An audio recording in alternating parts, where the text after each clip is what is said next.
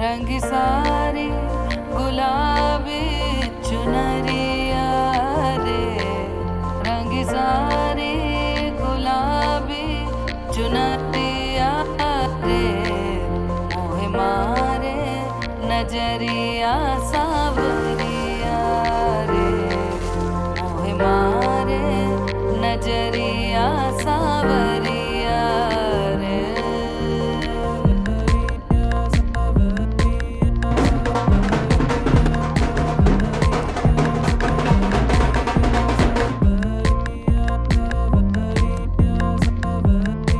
रंग सारे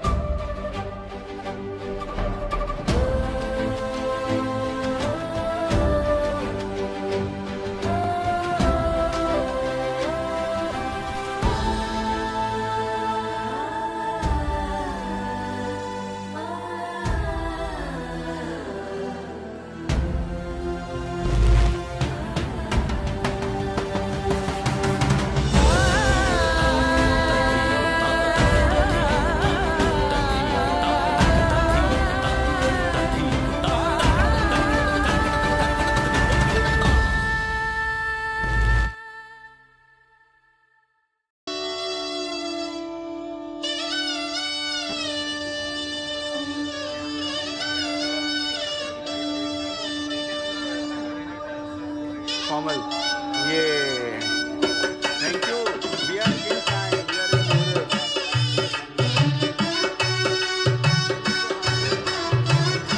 Welcome, ladies. इतने हाय मुझे कभी नहीं मिले। फोटोग्राफर में पता है हाय कैसे लेनी है।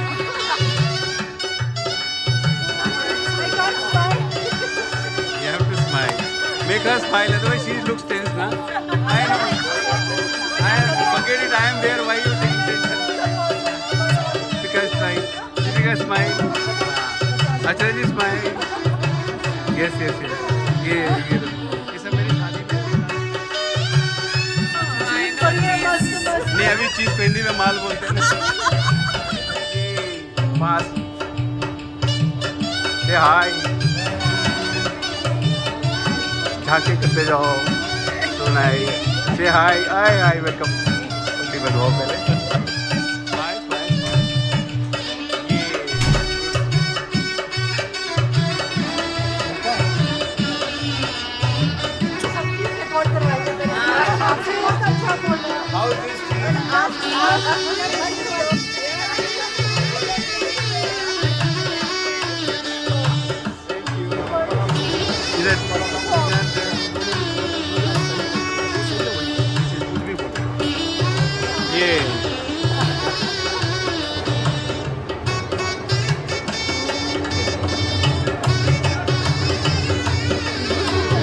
वीडियो शूट कर रहा हूँ।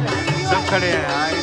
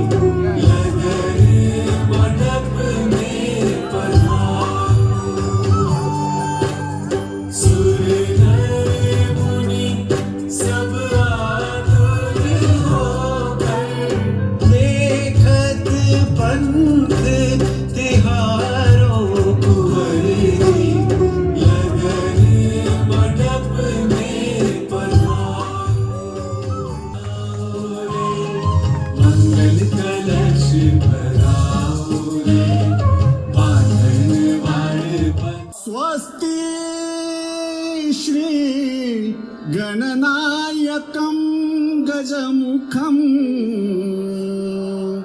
मोरेश्वरं सिद्धिदं बहुगलबलाधिपं न करणे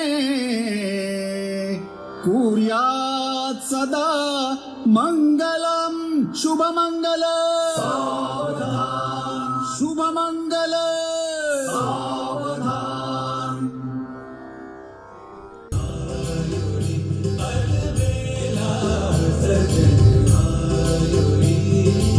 दाम्पत्य में हो रस की वृष्टि, माला के पुष्प ये कहते हैं, अनुराग धार अविराम बहे, दो हृदय मिलाती जय माला।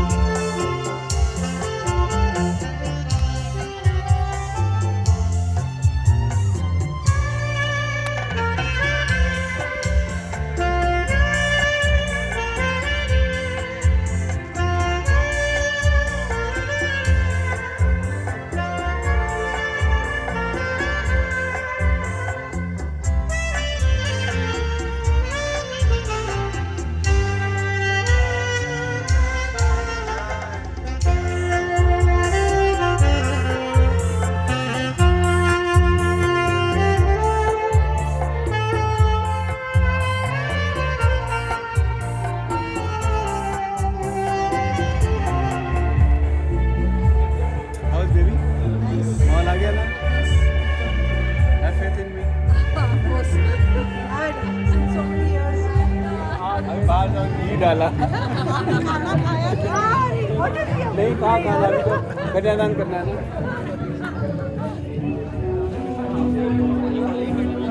मैं साइड में हूँ थोड़ा थोड़ा।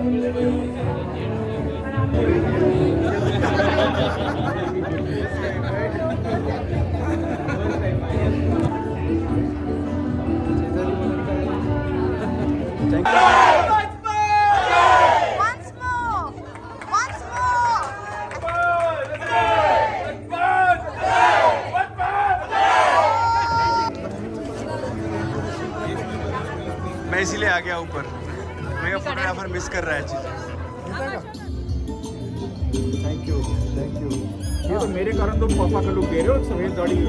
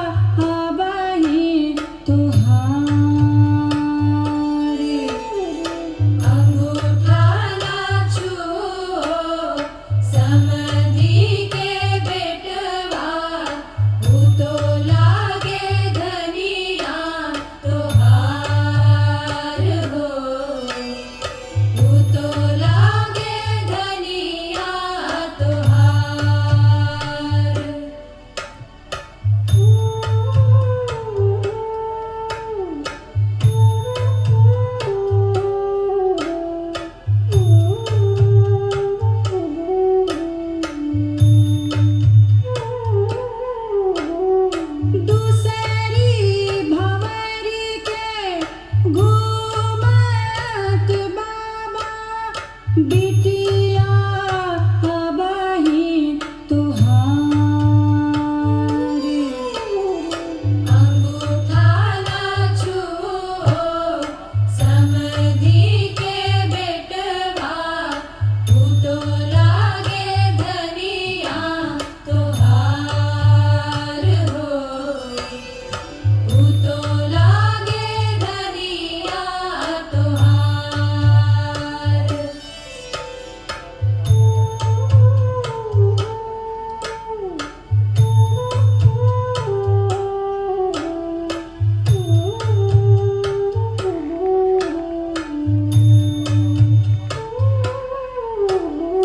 तीसरी भंवर के घूमत बाबा बिटिया अबही तुहारी अंगूठा ना छुओ समधी के बेटवा तू तो लागे धनिया तोहार हो तू तो लागे धनिया तोहार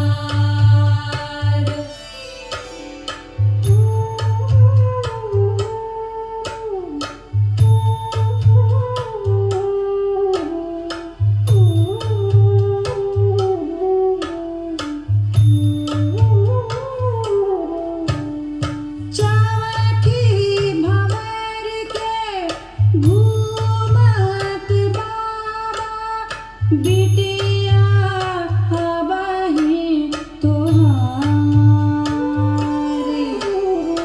अंगूठा ना छुओ समधी के बेटवा तू तो लागे धनिया तोहार धीरे धीरे अपनी परंपराओं को भूलते जा रहे हैं। क्या होता है, क्यों होता है, हमें इसका मतलब नहीं पता होता। ऐसा ही होता है, जो देख लिया एक बार वही उतरे में हमको फिक्स हो जाता है। मम्मी को आज विवाह की जो परंपरा होती है, विवाह की परंपरा सब स्टार्ट होता है कन्यादान से। वर का पूजन किया, हमारे घर में वो आए, जैसे हम किसी अभ्यागत का स्वागत करते हैं, वर का पूजन वही है। हमारे घर में जो आता है उसका स्वागत करना वो वर का पूजन है। इसके बाद फिर लड़की का पिता कन्यादान करता है। कन्यादान का अर्थ हम लोग क्या लगाते हैं, कन्या का दान करना। ये बिल्कुल गलत अर्थ है। कन्या कोई वस्तु नहीं है कि उसका दान करेंगे आप। इसका हम लोग अर्थ संधि विच्छेद गड़बड़ कर दिया है। कन्या धन दान कर दिया, कन्या और दान अलग अलग कर दिया, इसको कन्यादान बना दिया। ये है कन्या आदान। जब संस्कृत में दोनों को मिलाते हैं तो कन्यादान हो जाते हैं। जैसे विद्या और विद्यालय जो बोले अलग अलग रहे, विद्यालय, विद्या और लय, जहाँ विद्या का नाश होता है वो विद्यालय है, ऐसा थोड़ी निकलता है। विद्याधन आलय, विद्या का जो घर है, आलय है, वो विद्यालय है। उसी तरह कन्यादान का होता है कन्या आदान। आदान माने लेना, प्रदान माने देना। तो कन्या को ग्रहण करना, इसलिए इसका नाम है पाणी ग्रहण संस्कार। कन्यादान संस्कार नहीं है, पाणी ग्रहण संस्कार, विवाह संस्कार इसका नाम है। कन्यादान संस्कार नहीं है। तो कन्यादान दान का अर्थ होता है व्याकरण के मुताबिक सर्वतो भावेन, त्याग का नाम दान होता है। यदि किसी को कोई वस्तु आप देते हैं तो आपका स्वत्व उसके ऊपर नहीं रह जाता। आपने दे दिया मुझे कोई चीज, मैंने क्या किया आप दोबारा नहीं पूछते हैं। मैंने उसको घर में रखी, फेंक दिया, किसी को दे दिया, आपसे कोई मतलब नहीं, आपने दान कर दिया मेरी वस्तु। पर यहाँ ऐसा नहीं होता है। कन्या को आप देते हैं तो आपका संबंध नहीं टूटता है, संबंध जुड़ता है। इसलिए संबंध बराबर का बंधन होता है। जिसकी बेटी है वो बेटी बनी रहती है, बुआ है बुआ रहती है, मौसी है मौसी रहती है। पीछे के पूरे रिश्ते कायम है, अगले रिश्ते चालू होते हैं। अभी वो पत्नी बनी, देवरानी बनेगी, जेठानी बनेगी, मामी बनेगी, तो नए रिश्ते बनेंगे, लेकिन पीछे के रिश्ते टूटे नहीं। और दान में क्या होता है कि जिसको आपने दे दिया, पीछे वाले संबंध उसका टूट जाता है, उसे कोई मतलब नहीं जाता। इसलिए दान नहीं है, आदान है। कन्या आदान, कन्या को ग्रहण करना। इसीलिए संकल्प करते समय हम लोग बोलते हैं पत्नी तेल तुभ्यम हम संप्रदे। मैं अपनी बेटी को दान तो कर रहा हूं, दे रहा हूं आपको, लेकिन पत्नी के रूप में दे रहा हूं। तो मेरे जो संबंध है, अभी कोई तो आपको चीज दीजिए तो शर्त लगा दीजिए भैया 5 दिन के लिए दे रहा हूँ, तो देते दिया आपने 5 दिन के लिए, लेकिन 5 दिन के लिए ही है ना वो, तो जिंदगी भर के लिए नहीं। इसीलिए इस दान में संकल्प में बोला जाता है, मैं अपनी बेटी पत्नी तेन तुभ्यम अहम संप्रदते, मैं अपनी बेटी आपको पत्नी के रूप में दे रहा हूँ, आपकी पत्नी बनी गई, पर पीछे वो बेटी रहेगी, बुआ रहेगी, मौसी रहेगी, वो रिश्ते कायम रहेंगे, रिश्ते इसमें टूटते नहीं। इसलिए दान नहीं है, आदान है। हम लोग जो है दिमाग में बैठा रखा है, आपने दे दिया ना, कोई मतलब नहीं है, ऐसा नहीं होता है। उनका संबंध यथावत कायम है, वो रिश्ते यथावत कायम है। इसलिए दान करने के बाद, आपको देने के बाद पिता ने प्रार्थना किया, मम कुले जाता यावत वर्षाणी, तो मेरे कुल में पैदा हुई, अभी तक मैंने पालन पोषण किया, अब मैं दे रहा हूँ जिम्मेदारी आप। अब ये आज की जिम्मेदारी, इसलिए विवाह वह प्रापणे धातु है, विशेष रूप से निर्वाह करने का अर्थ है विवाह, विशेष रूप से निर्वाह करना। आपने विवाह किया इनके साथ, विशेष रूप से इनका निर्वाह करने का उत्तरदायित्व आपने ग्रहण कर लिया। अब इनका उत्तरदायित्व, भरण पोषण सुरक्षा, हर चीज का उत्तरदायित्व आपका जो अभी तक पिताजी का, वो आपने इसको स्वीकार किया। इधर आने के बाद अभी जब होता है कि जब कन्या आती है तो पहले एक दूसरे को देखते हैं, कन्यादान के बाद जब घूम के आते हैं फिर एक दूसरे को देखते हैं। ये बार रिश्ता है। पहले विवाह मंडप होते थे 35-35 फुट के चौड़े लंबे, अब यहाँ कन्यादान करके लड़की घूम करके आ रही है, बीच में एक चेंज कर लिया, इनको चेंज करके दूसरी बिठा दिया। इसलिए पहले देख लो, बाद में भी देख लो कि वही है कि नहीं है। इसके बाद आपने इन्होंने आने के बाद हवन किया, पूरी सभी देवताओं का हवन किया। अंत में जो आंख बंद करके आहुति जलाई मैंने, वो यमराज की आहुति, मैंने मृत्यु के देवता को भी आपने उनको प्रसन्न करने के लिए उनके आहुति की। इतनी प्रक्रिया पूरी होने के बाद अब आगे एक प्रक्रिया होती है पाणी ग्रहण संस्कार। आपने हाथ पकड़ा, पत्थर पर पैर रखाया। गांव घर में भी पत्थर लोहवा रहता है, सिलबट्टा तो रखते हैं, उसमें पैर रखाते हैं। आज तक किसी ने नहीं पूछा होगा इसमें क्यों पैर रखाते हैं, क्या मतलब क्या है इसका, किसी ने नहीं पूछा होगा, लेकिन ऐसे ही होता है, ऐसे होता है, बस यही होता। उनके मंत्रों में ही उनका मतलब लिखा हुआ है। अभी लड़की जो है आज आपके साथ ये विवाह आकांक्षा विवाह कर रही है। अभी विवाह का रीजन कुछ भी हो सकता है, आपका रूप हो सकता है, आपका पैकेज हो सकता है, कोई भी कारण हो सकता है जिसको आकर्षित होकर के आपके साथ ये विवाह कर रही है। हो सकता है कल से भी ना रहे। तो आपने जो है इनसे इतनी दृढ़ प्रतिज्ञा कराई, इस पत्थर पर आपने पहले हाथ ग्रहण किया। हाथ ग्रहण करते समय आपने कहा कि मैं तुम्हारा पूरा उत्तरदायित्व आज से वहन करूंगा। आपने हाथ थामा, जिम्मेदारी थाम दिया। जब बलि राजा जो बाली थे, जब उनका भगवान राम ने मारा था, तो मरते समय अंगद का हाथ भगवान के हाथ में थमा दिया, आप संभालो। तो फलाना व्यक्ति हमको हाथ सौंप के गया, मैंने जिम्मेदारी दे दी, तो आपने हाथ पकड़ा, जिम्मेदारी ग्रहण की। लेकिन जिम्मेदारी ग्रहण करने के साथ आपने इनसे कहा, आरोहीनम अस्मानम अस्मानम इस पत्थर पर चढ़ो, जैसे पत्थर, पहाड़ का पत्थर, सर्दी है वहीं पड़ा है, गर्मी है वहीं पड़ा है, बरसात है वहीं पड़ा है। सर्दी गर्मी बरसात कोई भी परिस्थिति आए, पहाड़ का पत्थर वहीं पड़ा हुआ है। इसलिए इस पत्थर का आरोह चढ़ो, इमम इस अस्मानम पत्थर, इस पत्थर में चढ़ो, अस्मा इव पत्थर की तरह सुस्थिर रहो, मेरे जीवन में स्थिर। मेरे जीवन में कोई भी परिस्थिति आए, आप हमेशा मेरे जीवन में स्थिर रहेंगी। यदि ये मंजूर है फिर हम अग्नि के फेरे, अग्नि में कितने फेरे, साथ में अभी पिक्चरों ने हमारे दिमाग में 7 बैठा दिया है, हमने भी 7 करा दिए। पूरे हिंदुस्तान की किताब में 7 फेरों के मंत्र नहीं है। हिंदू विवाह में केवल 4 ही फेरे, लेकिन समाज जो है करने नहीं देता। तो अभी होता क्या है कि क्यों 4 फेरे, लेकिन हमने क्या किया, सप्तपदी को 7 फेरे बना दिए। जो सप्तपदी है उसको हमने 7 फेरे नाम दे दिए। 4 फेरे होते हैं। 4 फेरे क्यों होते हैं, इसका बैकग्राउंड जानिए। जब हमारी सृष्टि होती है, लंबी कहानी हो जाएगी। हमारी सृष्टि जो आज का विज्ञान कहता है, वेदों में वही चीज है। हमारी जब सृष्टि हुई, सृष्टि के बाद ब्रह्मा ने जब मनुष्य का सृजन किया, 16 लोगों को बिना फीमेल के क्लोनिंग सिस्टम से बनाया हुआ।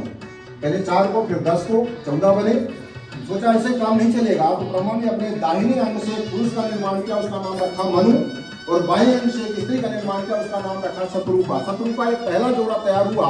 मनु वो पहले मनुष्य थे जिनके संतान से मनुष्य या मानव कहलाते हैं।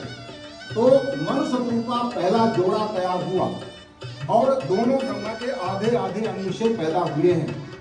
आप सब स्त्रियां बाएं हाथ में धागा बनाती हैं। किसी को पता है क्यों बाएं बांधते हैं? क्या कभी पूछा पंडित जी से? नहीं। स्त्री की उत्पत्ति ब्रह्मा के बाएं अंग से हुई है, इसलिए बाएं हाथ में धागा बनता। आप शब्देन अंगेन विधे रंगना अजायत वाम हस्ते ही मधनियात रक्षा सूत्रम अतोहिता।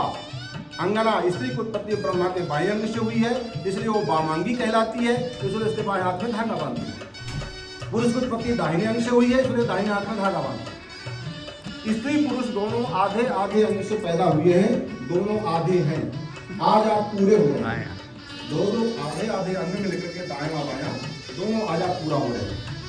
तो जो पूर्ण पुरुष बन रहे हैं आप, तो पूर्ण पुरुष का जो अर्थ है, पुरुष अर्थ पुरुषार्थ, वो चार है: धर्म, अर्थ, काम और मोक्ष। अर्थ माने मतलब, पुरुष का अर्थ, पुरुषार्थ माने मनुष्य का मतलब, जीवन का उद्देश्य क्या है?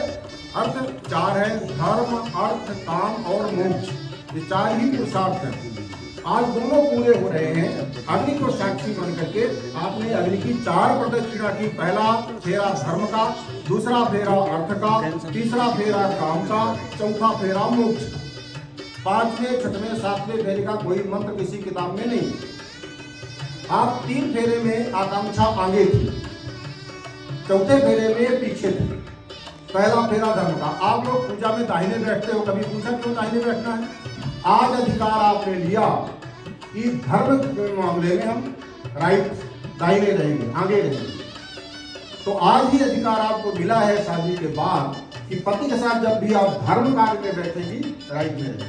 पहला फेरा आपका धर्म। दूसरा है अर्थ मैनेजमेंट। पुरुष कितना कमाए, पत्नी की गृहस्थी यदि नहीं संभालते तो गृहस्थी सही नहीं चलती है, इसलिए दूसरा फेरा मैनेजमेंट का जो अर्थ का है उसमें भी आप आगे हैं।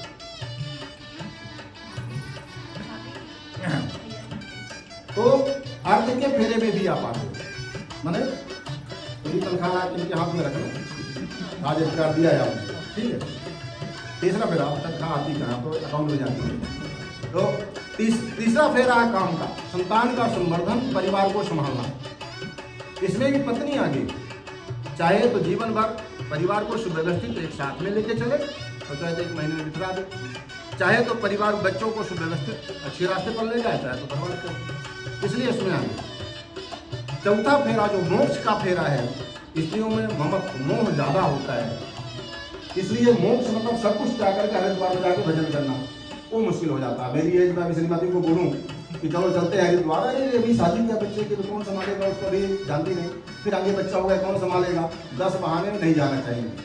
पुरुष आगे चलता है, पत्नी उसका अनुगमन करती है मोक्ष के लिए, इसलिए चौथे फेरे में वो पीछे जाता है।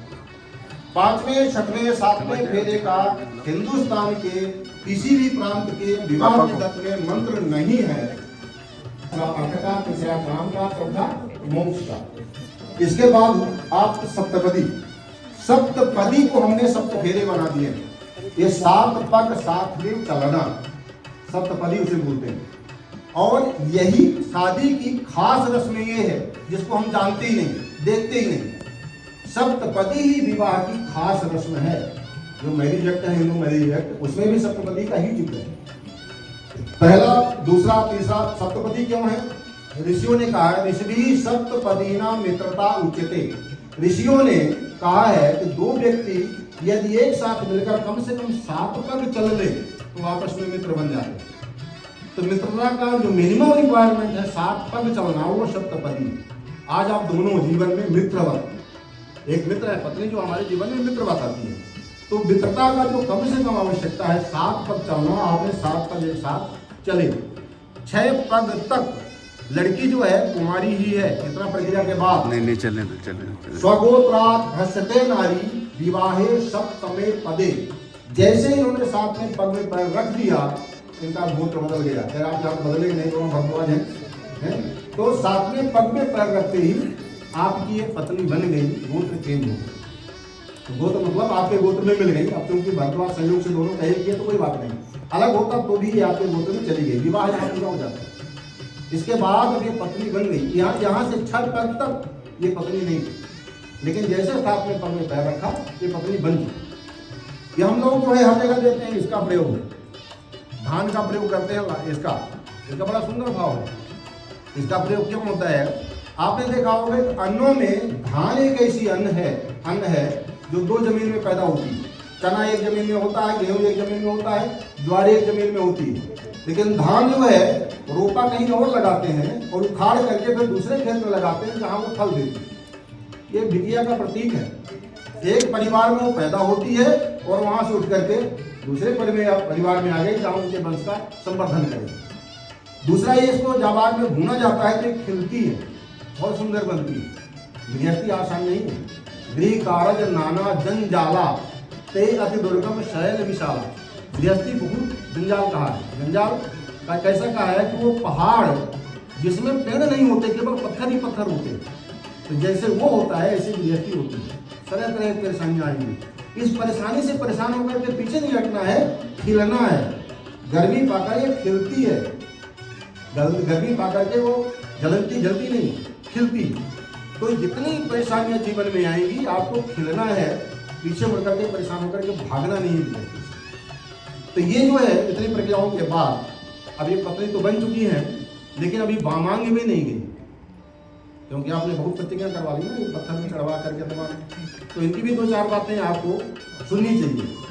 आपका प्रश्न है कि भाई इतना सब हो गया, फिर आप राइट में क्यों बैठे हैं? बाएं में आओ, पत्नी बनो, वामांग में आओ। तो इनकी कुछ बातें हैं जो आपको मानना है, क्योंकि आपकी तरफ से काफ़ी परेशानी सबसे हो गई थी, इनकी तरफ भी कुछ बातें हैं जो आपको मानना चाहिए। साहत्वम यदि कांत कुर्याः वामांग माया तथा उदयम जगात वाक्यम प्रथमं कुमारी। व्यक्ति बोलती है कि आज के बाद जो आप तीर्थ व्रत यज्ञ दान जो भी पूजा पाठ का संबंधित काम करेंगे मुझे साथ में लेकर करेंगे, क्योंकि यदि ऐसा आप करते हैं तो आपकी वामांग में आए। आप स्वीकार करते हैं?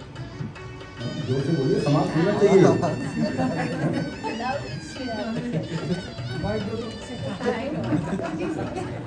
चलिए, आज दूसरी बात है इनकी।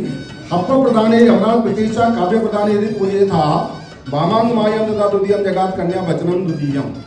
दूसरी बात है कि हवन के द्वारा देवताओं को और तर्पण पिंडदान के द्वारा पितरों को यदि आप तृप्त करें, क्योंकि होता क्या है कि हमारी गृहस्थी का जो सुख है देवता और पितर देते हैं, वही हमारे गृहस्थी का संसार का सुख देते हैं। तो आप ये चाहते हैं कि जीवन में आ रहे गृहस्थ बन रहे हैं तो हमारा गृहस्थ जीवन सुखमय हो, तो हवन के द्वारा देवताओं को और तर्पण इत्यादि के द्वारा पितरों के यदि आप तृप्त करें तो आपके वामांग में आएंगे। करेंगे, हर साल पूजा पाठ कुछ न कुछ करना है, ठीक है, उसके लिए आप वचन दे रहे हैं। अब तीसरी बात इनकी है कि कुटुंब रक्षा बने त्वां कुर्या पुरुषो नाम परिपालनम चा वामांग माय तथा दुर्गम जगात कन्या वचनम तत्रीय। तीसरी बात है परिवार के सुरक्षा और उनका भरण पोषण, जो उत्तरदायी पाप का है। तो आप इससे मुँह नहीं मोड़े। कई बार ऐसा होता है कि शादी हो गया, पहले तब तक दिखाते हैं नौकरी नौकरी नौकरी, बाहर हमारे बहुत होता है, हमें वहाँ से भाग आएंगे, हम यहाँ पढ़े रहेंगे, बोला कहाँ लड़का बोला पूना में इंजीनियर है, और जहाँ गारा बेटी था रहा तो शादी हो गई, इसके बाद आराम से करने पड़ेंगे, ये नहीं चलता। तो परिवार के भरण पोषण के लिए और उनकी सुरक्षा की जिम्मेदारी है। कुटुंब बच्चा बड़े तो आप पशु नाम परिपालन। पुराने जमाने में क्या होता था? पशुओं का व्यापार, अन्न का व्यापार, जो उस जमाने में होता था आय का जो स्रोत था। आज के हिसाब से जो आय का स्रोत है, जो भी आप काम कर सकते हैं जिससे आमदनी हो, जैसे परिवार का भरण पोषण हो और परिवार की सुरक्षा की जिम्मेदारी, यदि आप इसको संभालते हैं तो आपके वामांग में आएंगे। स्वीकार करते हैं? आय व्यय धान धनाधिकानाम दृष्ट्वा निवेशम प्रज्ञम विदध्या वामांग मायाम तथा तुदीयम जगात कन्या वचनम चतुर्थम। चौथी बात इनकी आय व्यय धन धान्य। अभी आपकी आमदनी कितनी है, आपका खर्च कितना है, आपने शेयर सर्टिफिकेट किसके खरीदे हैं, अकेले नहीं करेंगे। आज के बाद जो भी आमदनी होगी, जो भी आप खर्चा करेंगे, जो भी शेयर सर्टिफिकेट जहाँ निवेश करेंगे, इनको बता के करेंगे। देखिए कितनी बात है, ये छोटी सी बात में कितनी बड़ी गलतफहमी पैदा हो जाती है। मान लीजिए कि आप किसी का शेयर सर्टिफिकेट ले लिया और इनको बताना भूल गए, 2 साल हो गया, 1 साल हो गया। अब एक दिन अलमारी खोलते समय इन्होंने शेयर सर्टिफिकेट दे दिया, फिर क्या होगा? अरे ये लोग मुझे बताइए नहीं, इसका मतलब चोरी चोरी पता नहीं क्या कर रहे हैं। छोटी सी बात पर एक लंबा वो बच जाता है। इसलिए दोनों के बीच में किसी प्रकार का कोई शंका ना आए, इसलिए आय व्ययम धान। आय क्या है, व्यय क्या है, धन और धान्य। धन कहते हैं स्थायी संपत्ति को, धन कहते हैं जो आने जाने वाली संपत्ति। धन धान्य और निवेश, जहाँ भी आप पैसा लगा रहे हैं, ये दोनों की सहमति, दोनों की जानकारी पर आप करेंगे। जिसको स्वीकार करते तो आपके बामान में आएंगे। तो धीरे से बोले, आप जोर से बोलिए।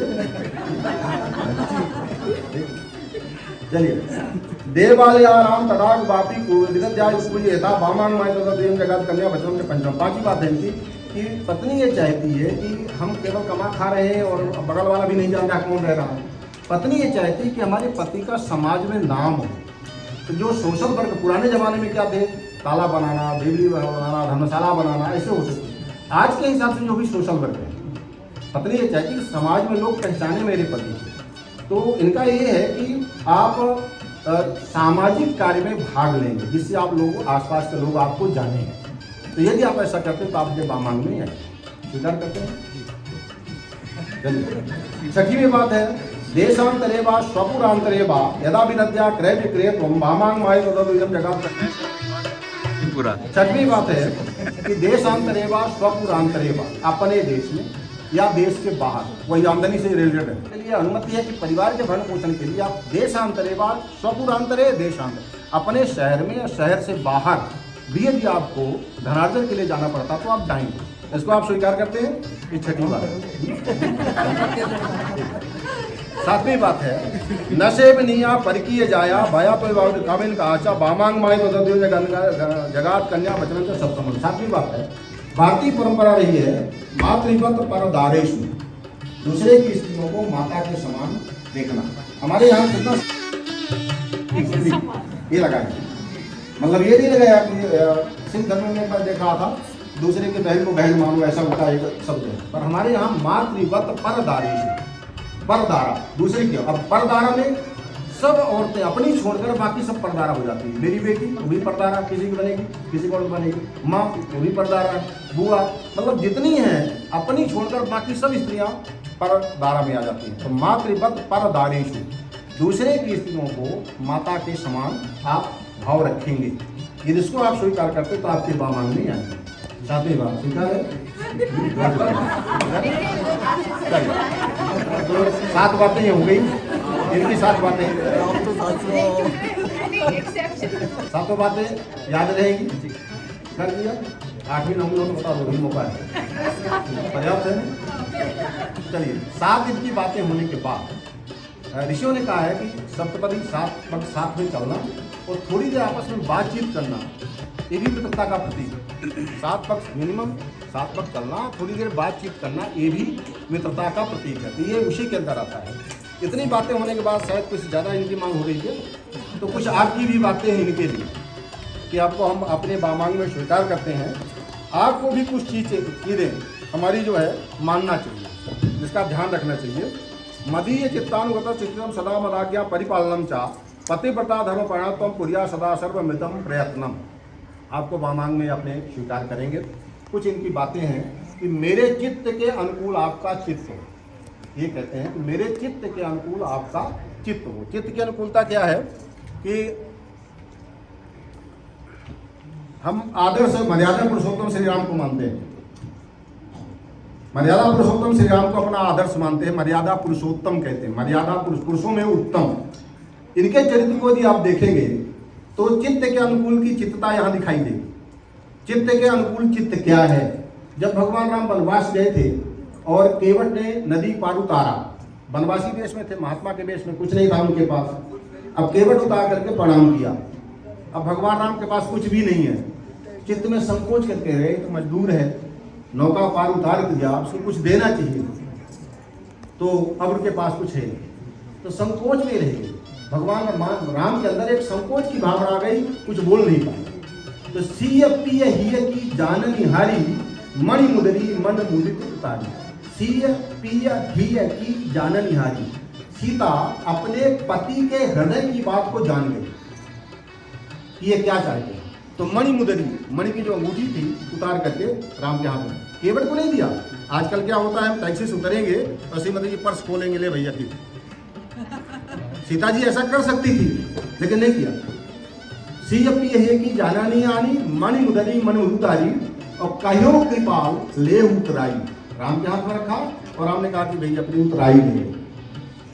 तो उतराई उसने लिया, वो तो पकड़ के पैर उसी में मस्त था, भगवान के पैर पकड़ने को मिल गए। भगवान राम के पास अंगूठी कहाँ से आई, लोग बोलते हैं ना, तो यही अंगूठी थी जो सीता देखे जो दिया था राम को, हनुमान जी को, जहाँ सीता को अंगूठी दे देना पहचान के लिए, यही अंगूठी थी। तो ये है चित्त के अनुकूल चित्त, कि पति के मन में क्या चल रहा है इसको जानना। मेरे चित्त के अनुकूल आपका चित्त हो, सदा मदाज्ञा परिपालनम चाहिए, हमेशा हमारी बात का आप आदर करें और हमारे घर में जो है माता पिता परिजन उनका आदर करें और पतिव्रता धर्म का पालन करें। यदि इसको आप स्वीकार करते हैं तो अपने बाबा में स्वीकार है, जोर से बोलिए। आप सब कुछ कर रहे थे, बोल रहे हैं मैंने स्वीकार किया। और कोई शर्त तो नहीं अभी, पर्याप्त है। चलिए तो फिर इनका जो है अभी ये बामान में जाएगी, इनकी बहन या भाभी उधर बैठाओ बाएं की तरफ।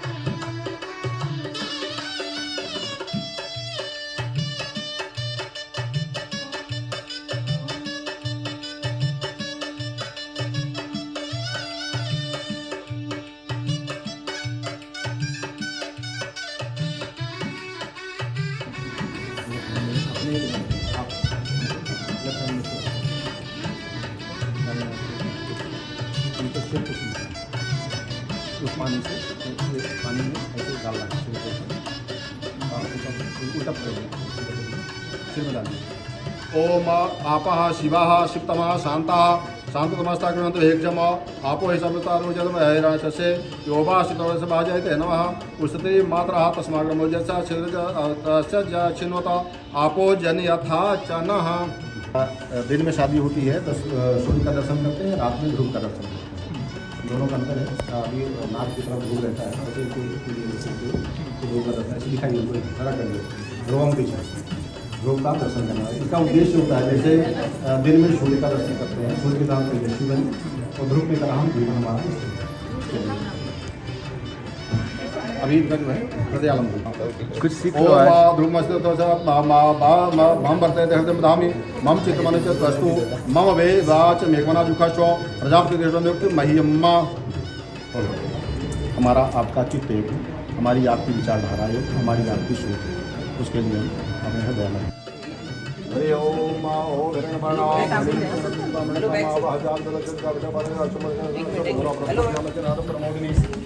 यम देवी मोपः श्रीर्मादेवी सामा कांशो चिंतामण प्राकाराम और्दाम ज्वलंतीं ताम तस्यन्ति पद्मेस्ताम मनमणाम प्रभाषण यशा ज्वलंतीं शब्दोके। हरि ओम सुमंगलेरियम बाधो सुमंगलेरियम बाधो सुमंगलेरियम मधुमरम पचता सौभाग्यमशत यथार्थम केतना सुमंगलेरियम बा सुमंगलेरियम बाधो ओम सुमंगलेरियम बाधो परिवेत्रेत वश्यन् नारायण वर्णमणि सुमंगलतां नारायण रात्रे मावा ताम मावा स्वीते सत्य पवो रात्रे पार्षदमाय हरि ओम सही सके लक्ष्मणा बहु रात्रे पार्षदमाय नमः। ये भी कर सकते हैं, 3 5 7 इनको सिंदूर लगा करके जैसे आप चाहो वो क्या बोलते हैं तो वो नहीं पहले भी कर सिंदूर का पहले इसके बाद पहले 3 जो है 3 या 5 7 ये इनको साथ देना है। अभी तो 5 7 विषम सिंदूर लगाना है। अब सुहाग इसलिए करता है कि आपका सुहाग अपने आप क्या करते हैं वो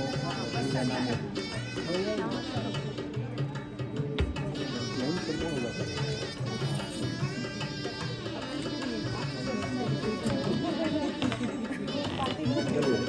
चलिए दीजिए आशीर्वाद है, आशीर्वाद है।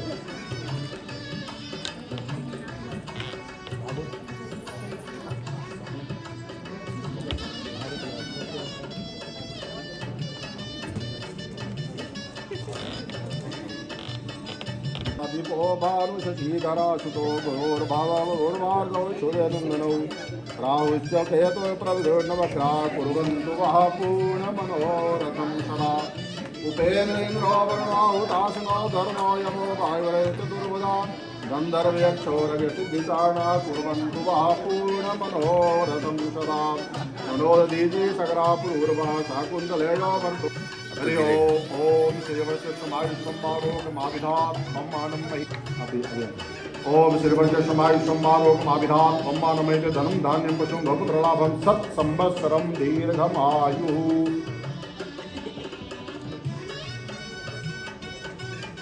स्वस्य स्तुते कुशलवति गोवाली धंधा सब पीछे आ जाते हैं, पीछे आ जाते हैं, दोनों को पीछे आ जाते हैं।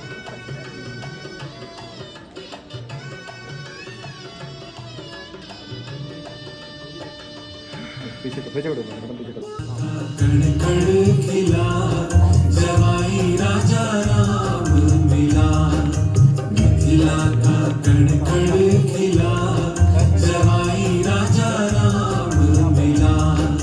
तदेवलग्नं सुखं तदेव ताराबलं चन्द्रबलं तदेव विद्याबलं दैवबलं तदेव लक्ष्मीपते दैवीयोगं स्मरामि।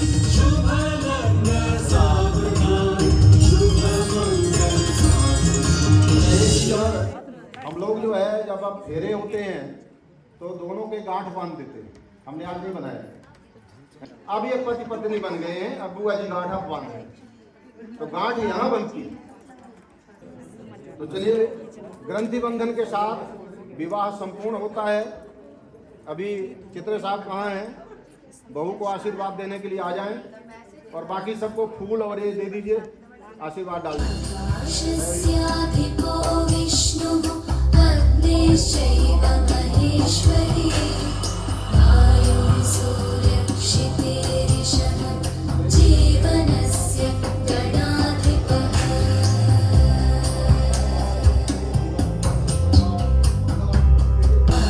आकाशस्याधिपो विष्णुः अग्निश्चैव महेश्वरी वायुः सूर्यक्षितिरिषः जीवनस्य गणाधिपः।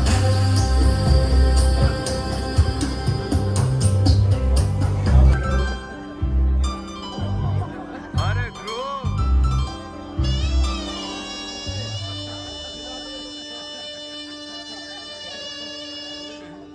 ध्रुव ने कान खींचा और रिंग मिल गई।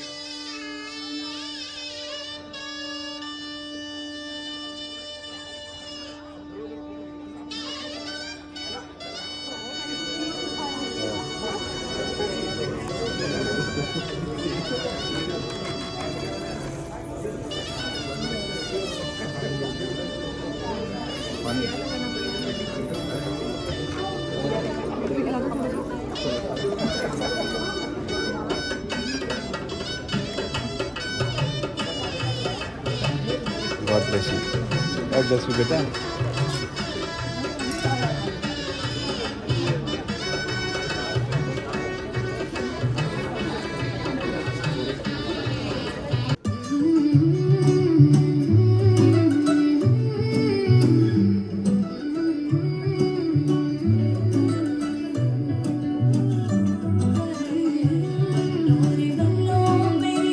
चली ससुराल को अखियों में पानी दे गई।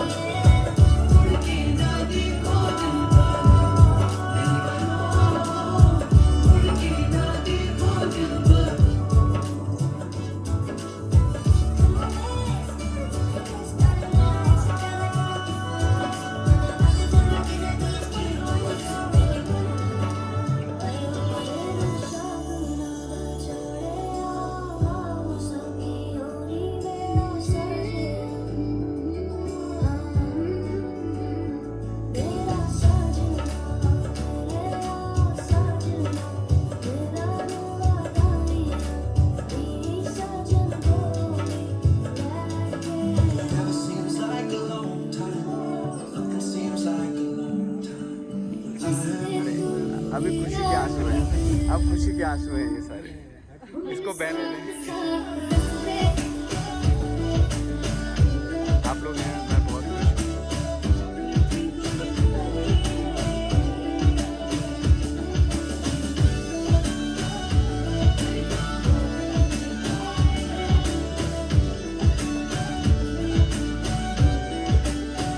रखा तो छुपा के रखा आँखों पे सजा के तुमने मेरी वफा रखा माँ वो देख के सिद्धि हो गई है।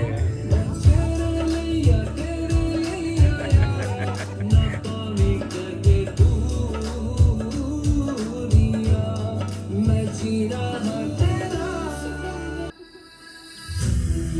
ठंडी चादर उठे सलेटी रंगमाइया आओ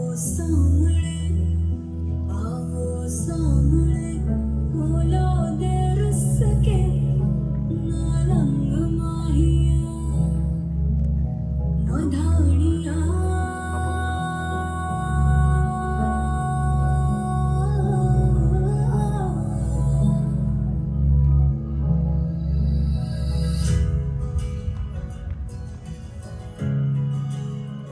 सॉरी